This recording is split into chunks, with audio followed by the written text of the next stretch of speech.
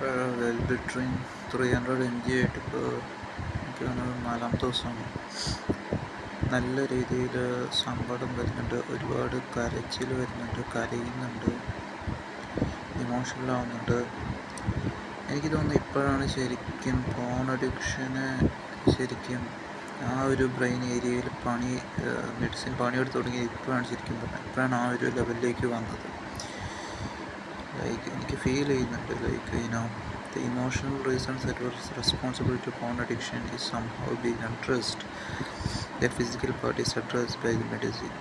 ആ ഒരു helpless feeling, ഒരു ആങ്സൈറ്റി ഫീലിംഗ്, ഒരു പവർലെസ് ഫീലിംഗ്, ലോൺലി ഫീലിംഗ് കൂടുതൽ ആപ്സിലേക്ക് പോവാതെ അതിനെ നേരെ ഒരു അതൊക്കെ വെച്ചിട്ട് ഷൂട്ട് ചെയ്യുന്ന പോലെയാണ് എനിക്ക് തോന്നുന്നത്. അപ്പോൾ അത് ഭയങ്കര പെയിൻഫുള്ളാണ്, ഭയങ്കര ഇമോഷണൽ ഔട്ട്ബസ്റ്റും ഇമോഷണൽ അതൊക്കെ വരുന്നൊരു പ്രവൃത്തിയാണത്. അതൊക്കെ വരുമ്പോൾ അതിനെങ്ങനെ ഡീൽ ചെയ്യുക, ഗ്രൗണ്ട് ചെയ്യുക എന്നുള്ളതാണ് എനിക്ക് ആകെ ചെയ്യാൻ പറ്റുന്ന കാര്യം. എന്തായാലും ഇനി വരുന്ന ദിവസങ്ങൾ ചിലപ്പോൾ നല്ല രീതിയിൽ എനിക്ക് സങ്കടം വരാൻ സാധ്യതയുണ്ട്. പക്ഷേ അപ്പോഴൊക്കെ ഞാൻ ഓർക്കേണ്ട കാര്യം എന്ന് പറഞ്ഞാൽ ഇത് medicine is actually working right. എനിക്ക് അമിതമായി ദേഷ്യം വന്നാലോ അമിതമായി സങ്കടം വന്നാലോ രണ്ടും ഒരൊറ്റ കാര്യമാണ് ഇത് ചെയ്യുന്നത്. Medicine is working in the system and it's a good thing, it gets settled down. So once ഈ ഒരു സ്റ്റേജ് കഴിഞ്ഞ് ഇത് സെറ്റിൽ ഡൗൺ ആവുന്ന സ്റ്റേജ് വരുമ്പോൾ ഒരു കോൺസ്റ്റൻസ് കിട്ടും. മേ ബി അത് ജോലിയൊക്കെ ചെയ്ത് ഉള്ള ലെവലായിരിക്കും ഉദ്ദേശിക്കുന്നത്. പക്ഷേ വാട്ട് എവർ ഇറ്റ് ഈസ്, ഒരു ഇമോഷണൽ ഔട്ട്ബസ്റ്റ് കഴിഞ്ഞാൽ പിന്നെ സെറ്റിൽ ഡൗൺ ആവും. പിന്നെ അതൊരു ലൈനിൽ അങ്ങോട്ട് കുറേ നാൾ മുന്നോട്ട് പോകും. അപ്പോൾ ഒരു പക്ഷേ ആ ഒരു ലൈനിലായിരിക്കും ചിലപ്പോൾ അഡിക്ഷൻ ആവശ്യമില്ലാത്ത ഫോൺ അഡിക്ഷനിലേക്ക് പോകാത്തൊരു ബേസ് ലൈൻ.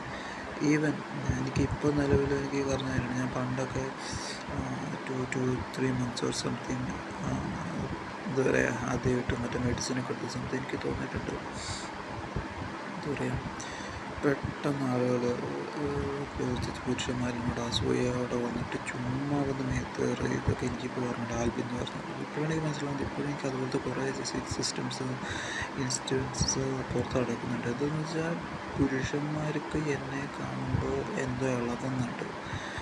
ബിക്കോസ് ഞാൻ എൻ്റെ ഒരു ഗ്രൗണ്ടിങ് ലെവലിലായി. ഞാനിപ്പോൾ ആസ് എ പുരുഷൻ എന്ന രീതിയിൽ ഞാനിപ്പോൾ ഓണായി. അത് ബാക്കി ആർക്കും പിടിക്കുന്നില്ല. പിടിക്കണമെന്ന് പറഞ്ഞാൽ റോഡിലുള്ള മിക്ക വ്യക്തികളും എന്നെ എന്താ പറയുക ക്രൂരമായിട്ടൊക്കെയാണ്. അപ്പോൾ എന്താണെന്ന് വെച്ചാൽ തുറിച്ച് നോക്കുകയാണ്. ലൈക്ക് എന്താ പറയുക, why are you walking like this, അങ്ങനത്തെ ഒരു ആറ്റിറ്റ്യൂഡാണ് അവർ. ഞങ്ങൾക്ക് ജീവിക്കണ്ടേ, നീ ഇങ്ങനെ കിടന്ന് കാണിച്ചാൽ മതി എന്നുള്ളത്.